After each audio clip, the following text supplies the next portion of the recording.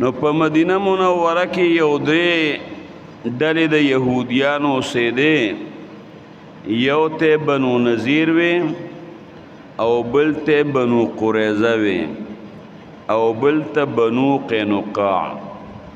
دا د یهودیانو یو درې ډلې وې.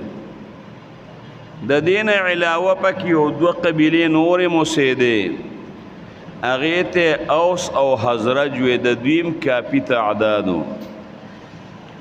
نو د دې یهودو چې به د اوس او حضرج سره جګړه راله، نو بیا به ورته وی چې عن قریب د آخر زمانه پیغمبر به دنیا ته تشریف راوړي او زمونږ په کتابونو کې د هغه دا نښې راغلي دي، د هغه به دا نومي، د پلار به دا نومي، د مور به دا نومي، په مکه کې به پیدا کېږي، دلته به هجرت کوي.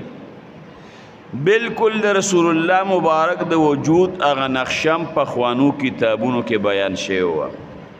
نو په هغې پیغمبر باندې به موږ ایمان راوړو، اوس او حضرت ته وی تاسو به موږ ختمو.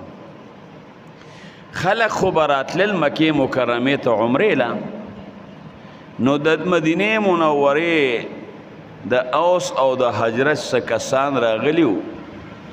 نو مینا کې یو غونډۍ وه،